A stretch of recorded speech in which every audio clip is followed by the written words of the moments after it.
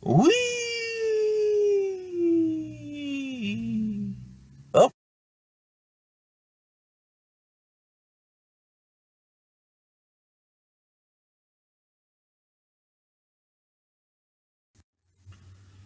welcome to the video of me making my soda bottle holder. I'm going to start off by ripping the sides and the inside pieces on the table saw. I like to use my push stick as a makeshift feather board. This helps me keep my material down tight on the table and also tight to the fence.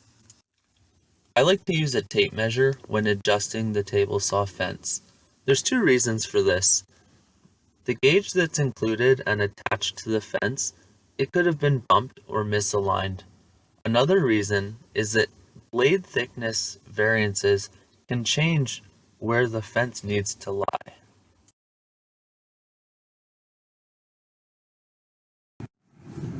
I'm using the miter saw to cut the inside pieces and the side pieces of the soda bottle holder.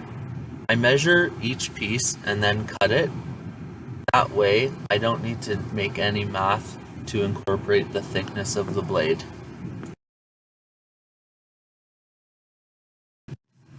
Right now, I am measuring out the half laps. The half lap is a joint that is cut in halfway up and halfway down two different pieces. When they are slid over each other, they slide until they're equal in length. First, I used my chop saw to cut almost halfway, almost to my line. Then I finished with a handsaw. Because the kerf of the chop saw blade is so much wider, I had to cut on both sides of the kerf with my handsaw.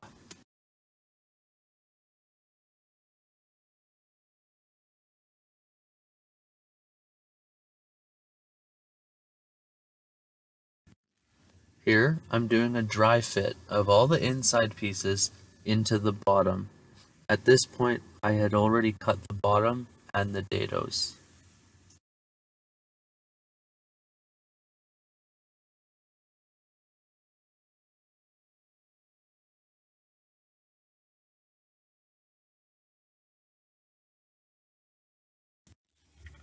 I wanted to incorporate the style and decor to match the kitchen helpers that I previously built. I'm using a cutoff from one of the scrap pieces to trace out the matching radius.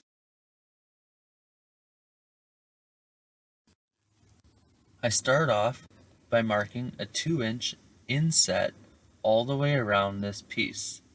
I'm going to use the square edges to trace out this radius on the inside, creating a handle.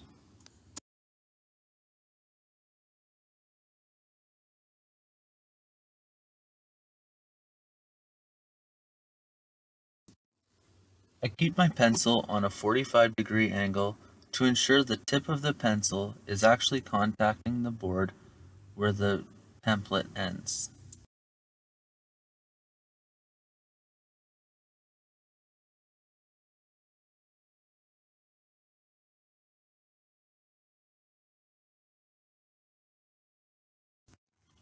I marked it out to have a matching 2-inch reveal above the side pieces.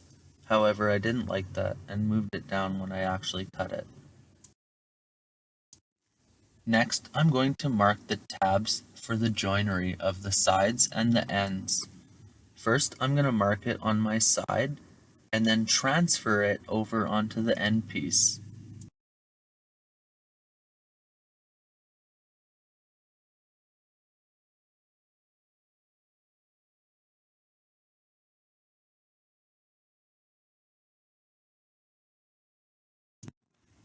Here, I'm lining up the bottom of both pieces so that when I transfer the line over, it's straight.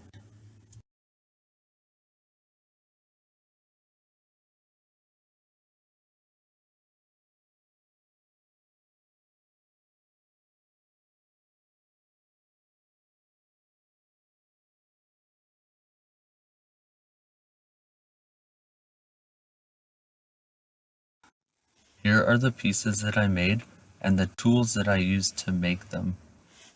I used a drill to make a pilot hole, a router with a flush trim bit, a sander, and I used a jigsaw.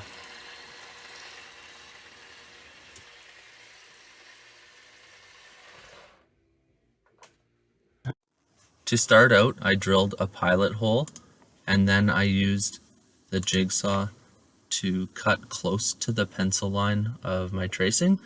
I will clean up the inside using a router with the flush trim bit, and I will clean up the outside radius using the palm sander.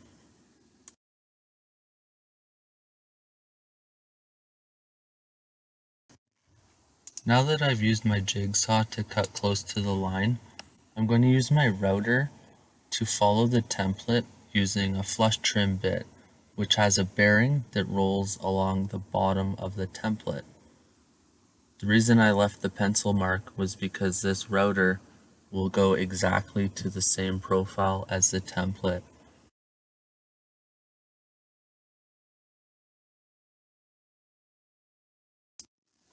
Because I used a scrap from the kitchen helper wood, I only had a quarter of the shape that I needed.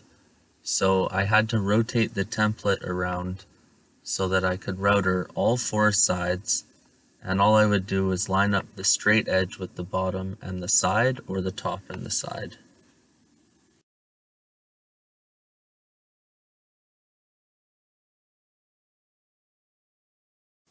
I used a jigsaw and a file to cut the joinery on the right hand side.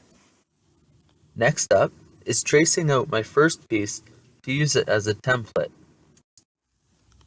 While tracing, I keep my pencil on a 45-degree angle to ensure that the point of the pencil is actually contacting the board where the template is. I repeat the same steps as before. I drill a pilot hole and then use the jigsaw to cut close to the line.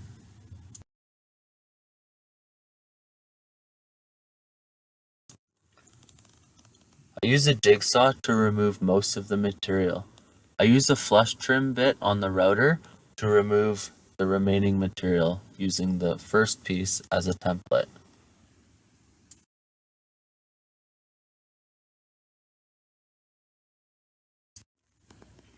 Once I've removed most of the material using the jigsaw, I'm going to clamp my first piece down on the bottom and use it as a template for the bearing on the router bit to run along, and cut out the remaining material on the second piece.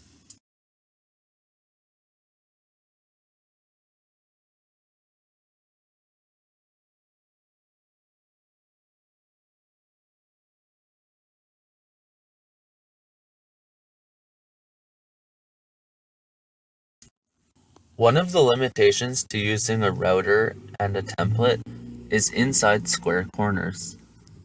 Because the router bit and the bearing are both round, they leave a radius in an inside square corner. I'm going to use a jigsaw to clean up this area. At this point, I had cut out both ends and both sides, one of which was being used as a template. Therefore, I have a bunch of round corners that I need to cut square using the jigsaw.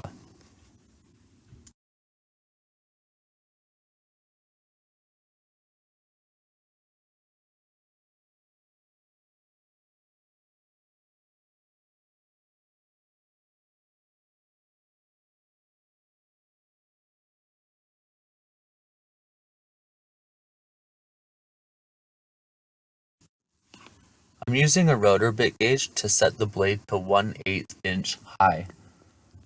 This is what I'll use to cut the dados into the bottom and then eventually the sides and the ends. The dado is the spot that the small, thin plywood is going to sit inside of to keep it rigid.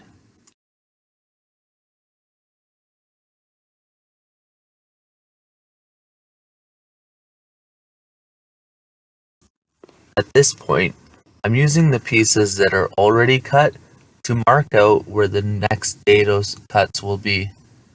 I'm using an already cut piece to ensure that they match. I don't want to take into account measurements for this part. After both sides of the dado are marked out, I do 2 sample cuts, very short cuts, to make sure that they line up with the previous dados.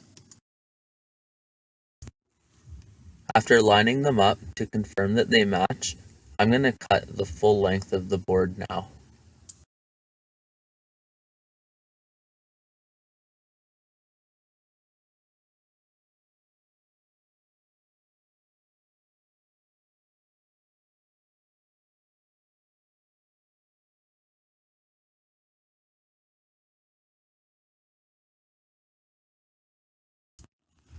Now that I have the dado cuts in the bottom piece, I build the soda bottle holder around the bottom and then mark the kerf, making sure to mark both sides. I followed the same procedures to cut the dados within the sides and the ends. Here comes the entirely enhanced, full speed, fully automatic sanding and finishing process. I start off by disassembling all the pieces and going over it with a disc sander at about 120 grit. I'm going to be painting this, so that's well fine enough for me, and it is just for soda bottles.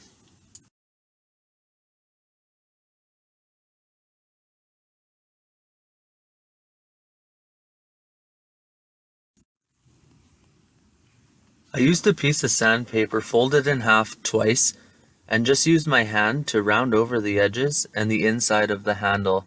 I wanted to make sure that the edges and where you would grab it were entirely safe to touch without getting splinters. Once everything was sanded, I used a tack cloth to wipe everything smooth and remove remaining dust.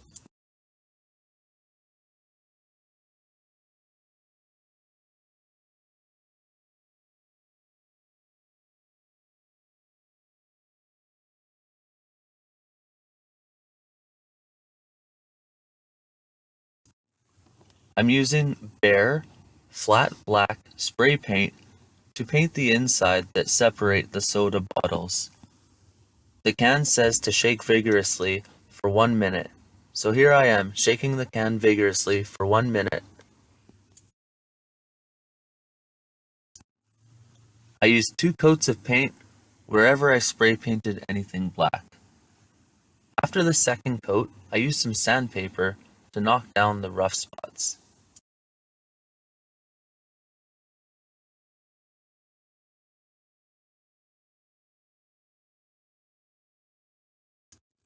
Here is a comparison with not sanded on the left and sanded on the right. The paint I used for the sides and ends is left over from making the kitchen helpers. It's a liquid paint, and I also had to shake this can vigorously.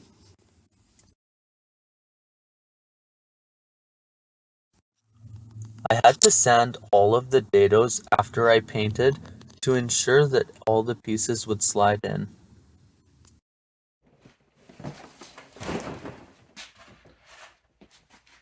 You can see how much nicer this tote is for my soda bottles.